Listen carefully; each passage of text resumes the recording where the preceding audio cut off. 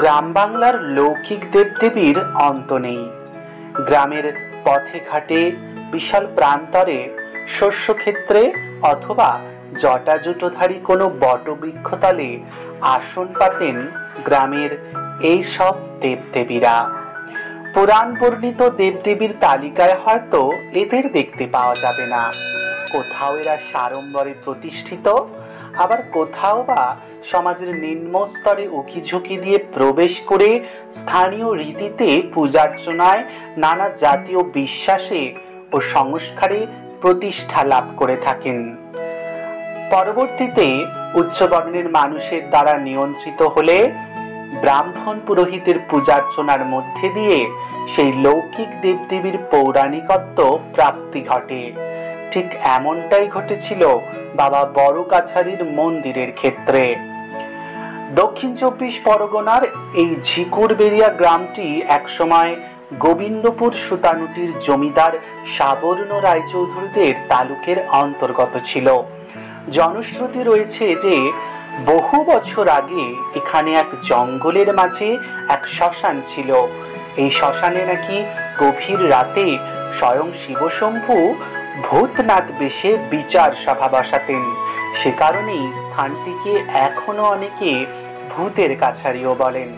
আর যেহেতু সে বিচার ভূতনাথ রূপী শিবের দরবারে, সুতরাং তার বিচারই সর্বশ্রেষ্ঠ।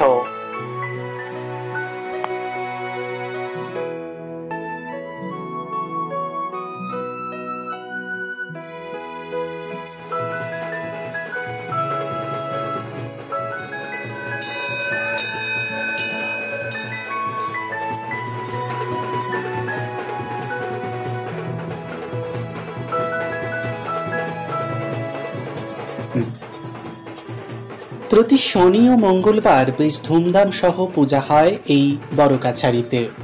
বহু দূর দূরান্ত হতে ভক্ত মানুষেরা আসেন নিজের নিজের মনস্কামনা নিয়ে পুজো দিতে। তারা এক ছোট্ট কাগজে তাদের প্রার্থনা দরখাস্তের আকারে লিখে মন্দিরের গায়ে বেঁধে দেন। দুঃখ কষ্ট লাঘব হয়, মনোবাঞ্ছাও পূরণ হয়। জনসমাগম বৃদ্ধির কারণে বর্তমানে প্রতিদিনই হাজার হাজার মানুষ আসেন পুজো দিতে। সম্প্রতি পশ্চিমবঙ্গ সরকারের পর্যটন দপ্তরের আর্থিক সহায়তায় মন্দিরের প্রবেশদ্বারে একটি তোরণ নির্মাণ সহ সংস্কারের কাজ স্থানীয় জনপ্রতিনিধির মাধ্যমে সম্পন্ন হয়েছে।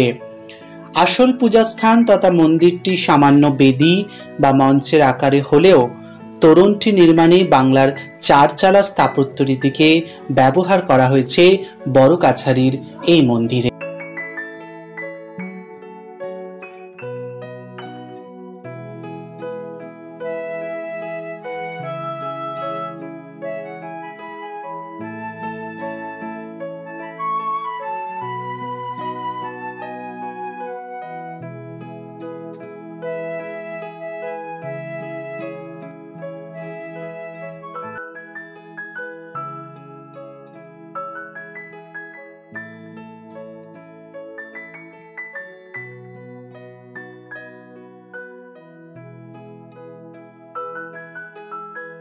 মন্দির স্থাপনার প্রকৃত সময় আর কেনই বা মানুষের এই মন্দিরের প্রতি ধর্মবিশ্বাস, তার সম্পর্কিত তথ্য সবই স্থানীয় মানুষের মধ্যে বংশানুক্রমে যা শ্রুত তাহাই। তবে অধিক প্রচলিত কাহিনীটি হলো এই যে ১৭৪০ খ্রিস্টাব্দে নবাব আলীবর্দী খানের শাসনামলে বাংলায় আক্রমণকারী মারাঠাদের অত্যাচার ও হামলা হয়। সেই হামলা থেকে বাঁচতে এই অঞ্চলের হিন্দু সম্প্রদায়ের মানুষজন প্রধানত কৃষককুল শ্মশান সংলগ্ন জঙ্গলে আশ্রয় নেন। কিছুকাল পরে এক সাধু ব্যক্তি শ্মশানের জঙ্গলের মধ্যে দিয়ে যাওয়ার সময় কিছুদিন শ্মশানে আশ্রয় নেন। জঙ্গলে আশ্রয় নেওয়া মানুষেরা বিভিন্ন সময় তার কাছে এসে তাদের নানান অসুবিধা অসুস্থতার কথা বলতো এবং তিনি সাফল্যের সাথে সেগুলির প্রতিকারের ব্যবস্থা করতেন এবং নানান উপদেশও দিতেন।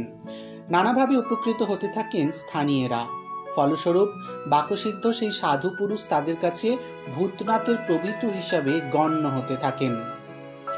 পরে মারাঠাদের সঙ্গে নবাবের শান্তি স্থাপনের পর বাংলার অন্যান্য স্থানের সাথে এই অঞ্চলের প্রভূত উন্নতি হয়। হঠাৎ কোনো এক সময় সেই সাধুর মৃত্যু হলে তার মরদেহ না পুড়িয়ে সেই শ্মশানে সমাধিস্থ করেন ভক্তগণ। পরে সেই সমাধি ক্ষেত্র হতে এক অশ্বত্থ গাছ জন্মায়। স্থানীয়রা তখন ওই অশ্বত্থ গাছকে সাধুর প্রতিমূর্তি হিসেবে মান্য করতে থাকেন, আর সেই বৃক্ষতলে পূজার্চনার স্থান হয়